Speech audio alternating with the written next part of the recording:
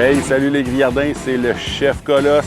Je suis encore en vacances dans un superbe chalet situé au lac Sainte-Marie qui m'a été prêté par un couple d'amis.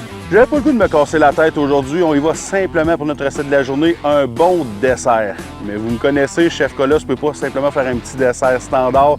Donc on va se faire des bonnes bananes choco guimauve avec une petite touche de rhum. Puis on fait cuire ça directement dans la braise sur le feu de bois. Vous allez voir, c'est capoté. Les ingrédients qu'on va avoir besoin pour notre recette, donc évidemment, on va avoir besoin de bananes. On prend des bananes qui sont quand même bien mûres. On ne veut pas des bananes trop jaunes, donc une banane mûre. On va avoir besoin de petites guimauves. On va avoir besoin de pépites de chocolat, de pastilles de chocolat de votre choix. On va avoir besoin aussi de sucre d'érable.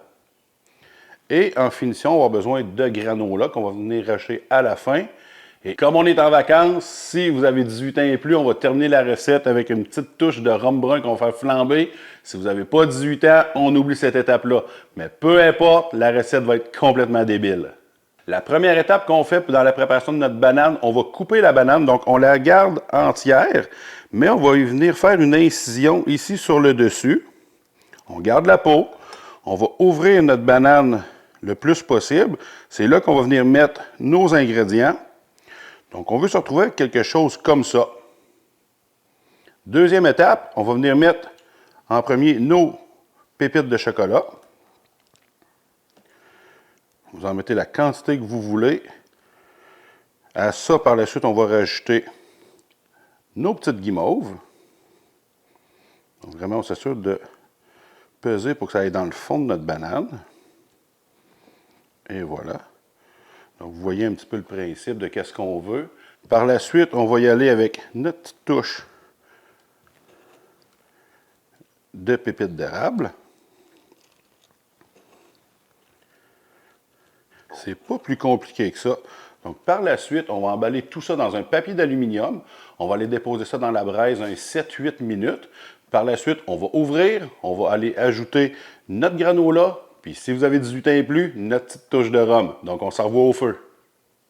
Donc, on vient de terminer la préparation de nos bananes. Elles sont emballées dans du papier d'aluminium. Prochaine étape, la cuisson. Donc, on va les mettre directement dans la braise, un 7-8 minutes. Et puis, on se revoit dans la cuisine pour déballer tout ça par la suite. Donc, on est revenu à l'intérieur. On a déballé nos belles bananes. Donc, ça a bien fondu à l'intérieur. Donc, le chocolat, la guimauve. Il reste 2 étapes à faire maintenant. Première étape, on va rajouter le granola. Vous prenez le granola de votre choix. Donc, on met quelques morceaux de granola pour apporter une petite texture croustillante. Donc, on a vraiment le moelleux de la banane, le fondu du chocolat et de la guimauve. Donc, on veut s'amener un petit croustillant. On ne veut pas trop en mettre non plus. Donc, quelques petits morceaux sur l'intérieur de chaque banane. Et puis, notre dernière étape, ça va être le rhum pour les 18 ans et plus. Donc, je me suis mis une petite touche de rhum brun dans mon ramequin. On va l'allumer. Donc, très facile.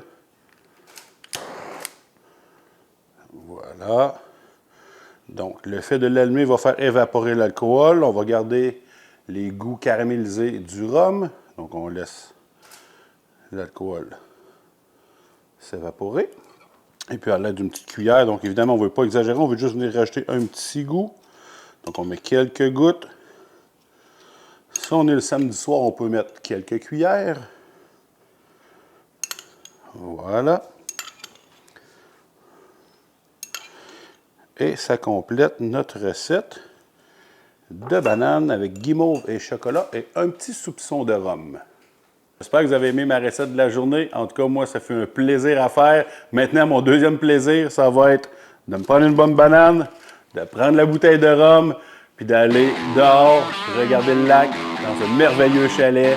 Puis je vous dis bye bye les Grillardins.